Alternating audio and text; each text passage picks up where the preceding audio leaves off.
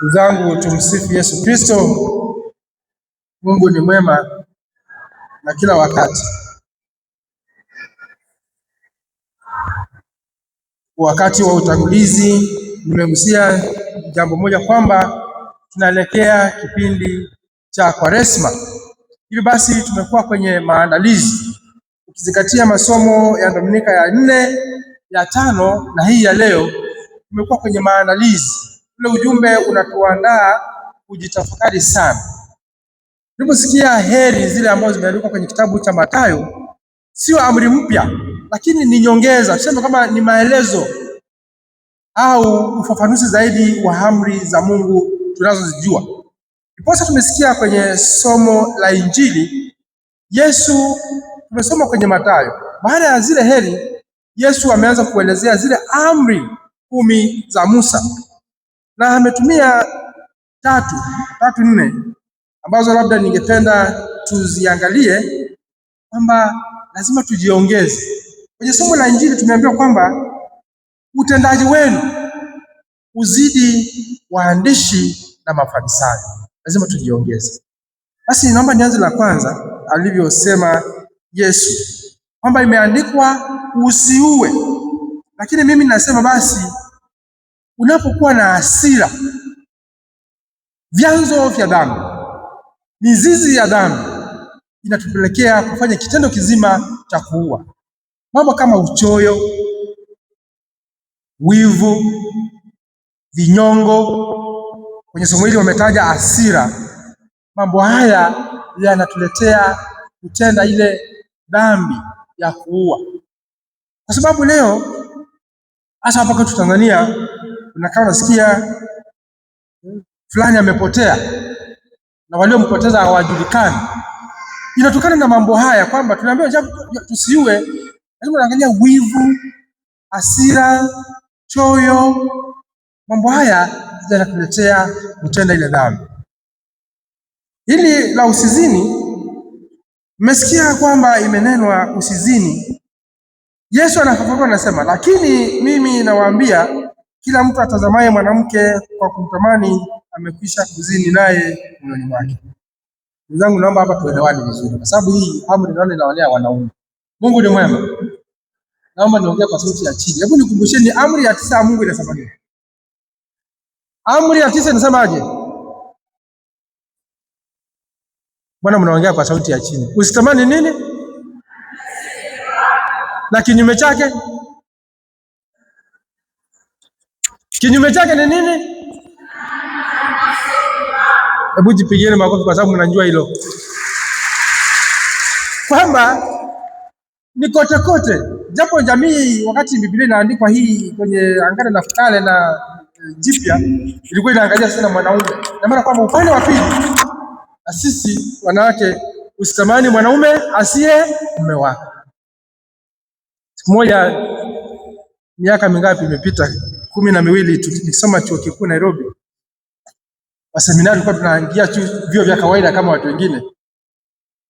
Kwa hiyo muda wa mapumziko ule, baada ya vipindi vya kwanza viwili, huwa tunaenda kunywa chai, kununua juisi, yogurt na kusalimiana tu huko nje kabla ya kipindi cha saa 4:30. Kwa siku moja mimi na ndugu yangu, rafiki yangu kule Kenya, yuko kule anafanya kazi, tukaenda kununua yogurt. Na sasa unajua sisi bahati yetu tunaongea lugha moja, tunaelewana, lugha ya Kikamba. Kwa hiyo tukaenda kwenye kanti, tukasema tunataka yogurt ya baridi. Kwa hiyo yule mdada akangeuka basi atuchukulie yogurt kwenye fridge zile za kuvuta hivi na hivi. Sasa ndugu yangu akaniambia kwa Kikamba, uona chao, umeona nini? Tumsiwe Yesu Kristo. Sasa huyu kumbe anaongea Kikamba kama sisi, akaningeukia akaniuliza, wewe umeona nini? Tumsiwe Yesu Kristo. Yaani na maana kwamba ndio Waswahili tunasema macho hayana pazia. Lakini ndio hili somo nimesema kwamba kila mtu amtazamaye mwanamke au mwanaume kwa kumtamani, sio kama tulikuwa tunatamani, lakini alikuwa ameangalia kile kiuno kile kimefunga. Mungu ni mwema Lakini ni maana kwamba ndio hiki basi anachoelezea Mathayo kwamba imenenwa usizini, lakini ufafanuzi wake, zile tamaa zetu, tamaa za macho, tamaa za masikio, tamaa za kutamani vitu ambavyo sio za kwako, ndio hivyo unapata kwamba tunajikuta tumeshazini, tumeshatenda dhambi kwa sababu ya tamaa zetu. Na hapa kwenye ufafanuzi huu imesema kwamba umesikia imenenwa, kama una shida na jicho lako linakukosesha, unafanya dhambi, ling'oe. Hebu naomba tutafakari hapa, tungekuwa viwete wangapi hapa? Watu wangekuwa wamepungukiwa na macho hapa na mikono na masikio. Kweli si kweli? Kweli sana, kwa sababu tumeambiwa tuling'oe. Lakini anachoangazia hapa ni kujikwepesha na mazingira yanayotuletea kufanya dhambi. Kwa mfano, tuna taasisi zetu za kiserikali, wengine hapa tumeajiriwa na serikali. Huko kwenye kipengele au mahali ambapo unaweza ukapata rushwa, watu wakiwa ofisini kwako lazima wakupe tu kwa mkono. Na unajua rushwa ni kitu kibaya, ni hatari, inaharibu jamii. Basi wewe nafsi inaomba basi ikusukume ukwepe yale mazingira ya kuchukua nini? Rushwa. Ndio tunaambiwa kwamba ukijua basi mkono wako unakukosesha, ukate. Kwa maana kwamba toka, kwepa, kimbia mazingira yanayokuleta kufanya dhambi. Najua wengi hapa tunaangaliana tu. Tamaa ni macho, ni kiungo kipi cha mwili ambacho basi unaambiwa uking'oe au ukikate ili upate kukamilisha hii sheria ya Mungu. Na nyingine akasema mwishoni, bali maneno yenu yawe ndio ndio, sio sio. My no be no. Kama nimesema hapana, tumeweka sheria, tumeweka ahadi mbele ya Mungu. Mimi nimeweka ahadi ya ubatizo, na kumbuka ya kwanza ni ya ubatizo, nadhiri zangu za utawa, lakini tuna nadhiri zetu, ahadi zetu za ndoa. Tukasema ndio, naambia basi ndio yetu iwe ni ndio na hapana yetu iwe ni nini? Ni hapana. Tunakumbusha mambo hayo. Lakini ajabu basi, tukirudi kwenye somo la kwanza, mambo haya Bwana anawakumbusha. Kitabu cha Siraki hiki cha Hekima bin Sira anatuambia hivi basi, ukipenda utazishika amri zake na kutenda amini ni shauri lako. Zangu tunaangazia mambo manne tunaposikia kwamba tuna uhuru. Kwa hiyo tunaangazia mambo haya manne. Ya kwanza ambayo tunaangazia siku ya leo ni uhuru, lakini uhuru ambao unawajibika. Wanasema kwamba your freedom ends where my freedom starts. Kwamba una uhuru sawa, lakini uhuru wako uishie mahali uhuru wangu unafika. Basi tuwe na uhuru ambao wenyewe unawajibika, kwa sababu ukitaka utazishika. Na ni ajabu, Mungu ametuumba lakini hajatuondolea ule uhuru. Adamu na Hawa wakiwa kule shambani Edeni waliumbwa na ule uhuru wakati na dhambi, kwa sababu wana uhuru. Kwa hiyo tumepewa ule uhuru tuutumie, lakini na sisi tuwajibike, tusije tukapata adhabu kwa sababu ya uhuru wetu. Kwa hiyo la kwanza ni uhuru na kuwajibika.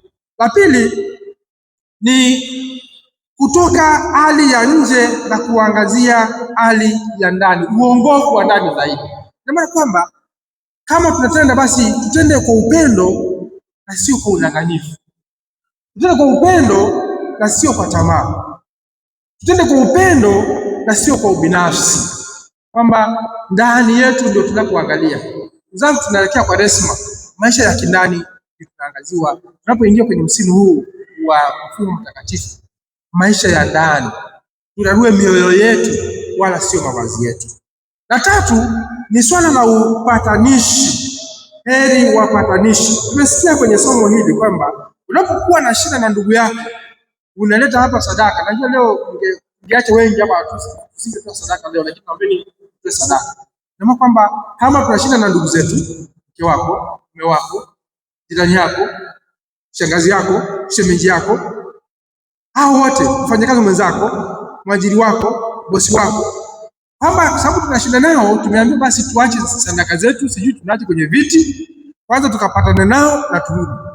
Hiyo nafasi leo sitawapa, lakini tunaambiwa basi tukapatane. Heri wapatanishi. Sisi ndio tunaomba kwamba tukafanye yale ili kupata kumtolea Mungu sadaka iliyo safi, sadaka ya moyoni. Na mwisho ni hii changamoto ya Injili na tumaini, kwamba hatuambiwi kwamba kwa sababu tumehukumiwa tujihukumu. Hapana, tunaombwa turekebishe. Tunaingia kwenye mfungo mtakatifu, kufunga, kusali na kutenda matendo ya huruma. Haya yote ni ya kutusafisha na kutukuta karibu na Mungu. Japo tumetenda dhambi, kila Ijumaa tunapoimba nyimbo hizi, tumetenda dhambi, lakini tumuombe Mungu huyu atusafishe na kuturudisha, kwa sababu tumaini lipo.